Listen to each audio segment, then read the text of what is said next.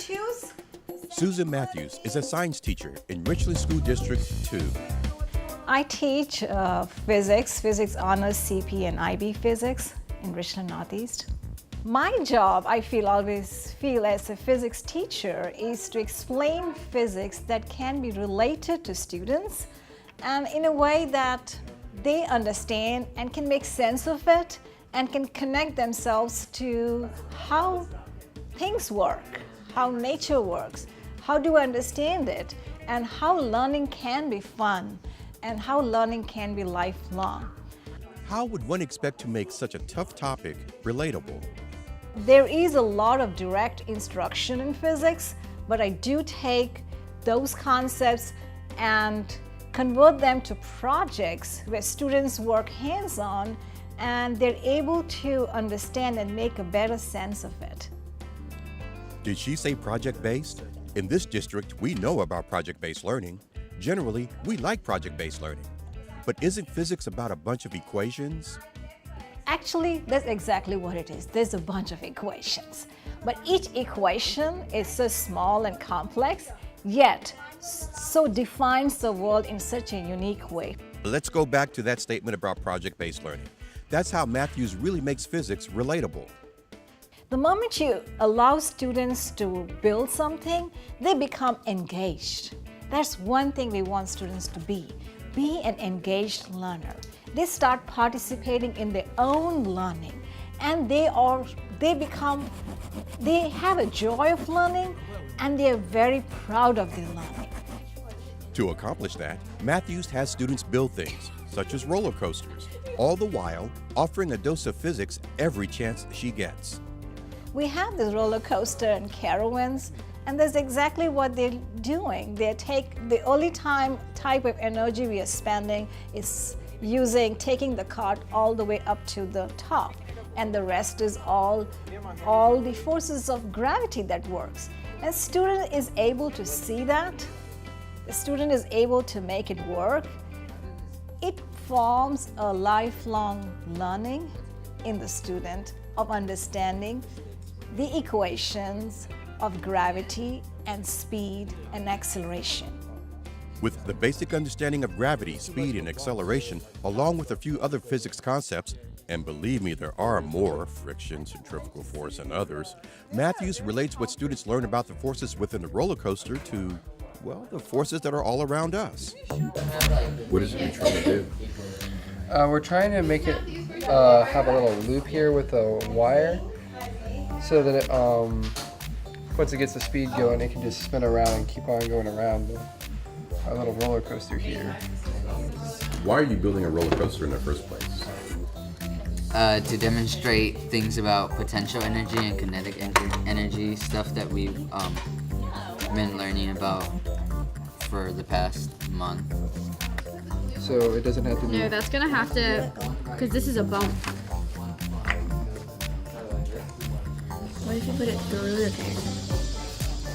Successfully. What, this? Yes. I couldn't do it before. Show me what you're saying.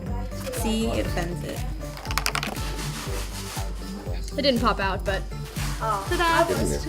We are able to understand the mechanics, the connection of the model that they created here to our universe. And I said, physics is simple. When we start making small things and we start seeing the connections, students build an understanding. They're willing to learn and they start exploring. So here's a time when I kind of take a break and then allow them to do their research. So I spend some time over here to do a space exploration research. Space exploration research? Does she seriously consider that a break? And what does this research consist of? They're planning a space simulation mission to Mars. A simulated mission to Mars. How does that work? I'm the NASA chief manager and I'm going to give them $250 million of money, and using the money they have to spend it wisely and design a mission to go to space. But they have 3 other constraints, like they have to meet a budget constraint in addition to the mass constraint, in addition to the power constraint. To pull all this off, students are given cards assigned monetary values that represent all different types of payloads, engines, rockets, and other necessities needed to complete the mission. We have these as solar power. This is the strongest one we have. It's a fuel cell. One more battery. These cards represent a lot of information. Students have to work together to meet as many science objectives as they can within the limited budget and within the rocket constraints. Hey, that's pretty cool. But why or how did we go from roller coasters to space exploration? Rockets are fun. That's why. True, but what's the point? There's no student who don't want to see their rocket being launched. We always have this rocket launch event where during the year we learn the different aspects of physics, how the kinematics and how dynamics, how things move, and apply it to something that is real life. Well, we all know rockets are real, but how many of us ever considered studying them? Isn't that sort of getting into rocket science? One of my essential goals for teaching model rocket was, how do I measure the speed of the rocket? How do I measure the acceleration of the rocket? How do I apply those kinematic equations into the speed of the rockets? How do I understand projectile motion? How do I measure distance learning? Did she just list 5 different goals and say it was one? Who cares? We're building and launching rockets.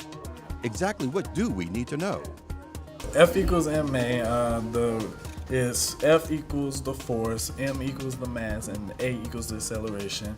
And the relationship between a and m is when when m increases, a will decrease, and which is mass and acceleration. And then the relationship between acceleration and force is when acceleration increases, force will also increase.